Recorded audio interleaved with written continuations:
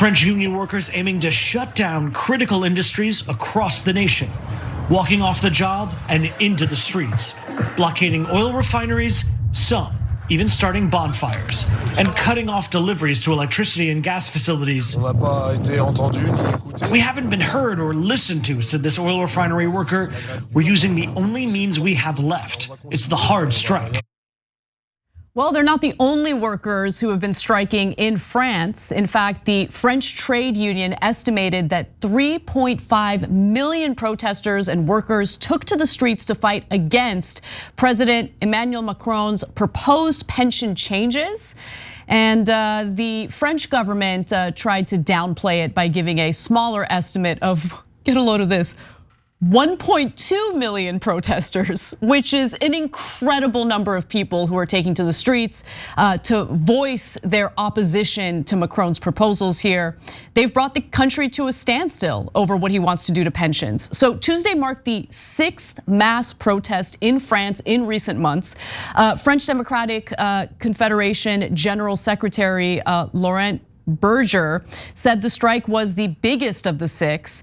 Here's what the French are so angry and concerned about. So Macron's reform would raise the minimum pension age, sounds familiar, and require 43 years of work to earn a full pension amid other measures. The government argues that the current system is expected to dive into deficit within a decade as France's population ages and life expectancy lengthens. Gee, I've never heard those arguments in the context of the United States before.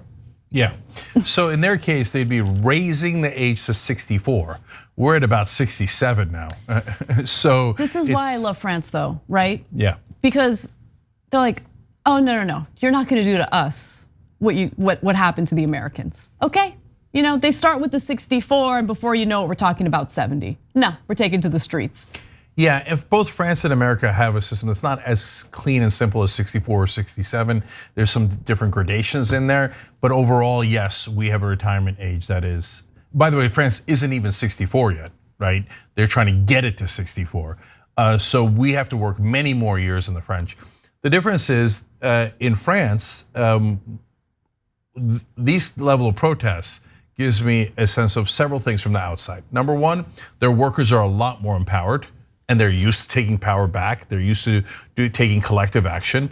Our unions have been destroyed here in America. That's right, yep. So collective action is very difficult. This kind of almost a general strike here with 1.2 million people at a minimum, that's unheard of in America. And so the second thing that it tells me is, hey, look at that, the French have real press.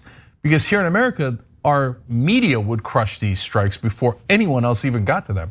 They wouldn't tell you about the strikes. If they did, they'd make it seem like it was the workers' fault and they were not taking a good contract offer. We've shown you so many of those cases from actual articles and news reports where they make it appear that the workers are totally unreasonable. And so both the politicians owned by corporate donors and the media, which are giant corporations themselves, would end this kind of protest in America and have ended it. Right? We used to have massive strikes here in this country. That's right, yes. And then West Virginia and Kentucky were the epicenters. They were populist. Those areas are not conservative, they're populist. There's a huge difference, right? And they would lead those strikes and they would be so bold and brave and they would be celebrated.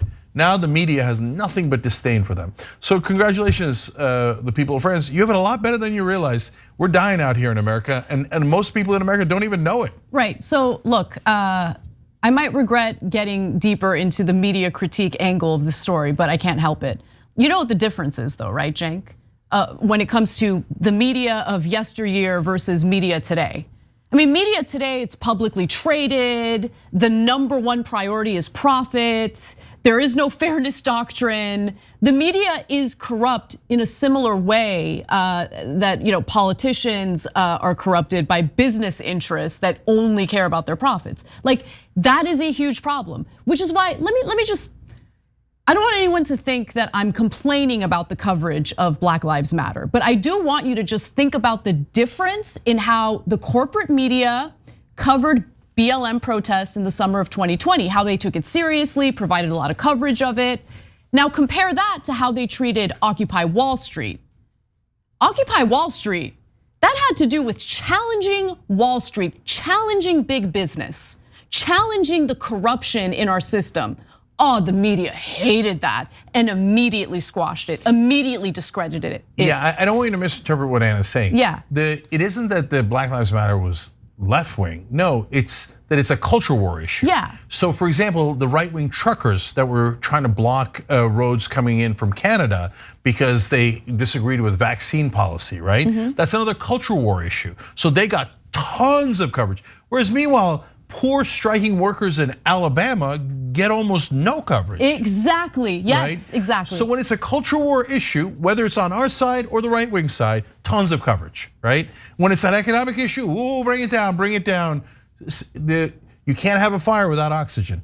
And the job of the corporate media in America is to take away all the oxygen. Now back to France, keep on going, brothers and sisters. Yes. We've seen the future here in America. If you don't make this stand and you don't win now, they're just gonna keep taking away all your rights. So real quick, I do want to give you some more details about the strike. And also there is something worth mentioning when it comes to how the media in Europe is covering this as well. But first, some details about what's going on. So the sheer scale of these coordinated strikes are mind-boggling, especially when you think about the context here in the United States, where we don't really have organized labor that can do the same thing.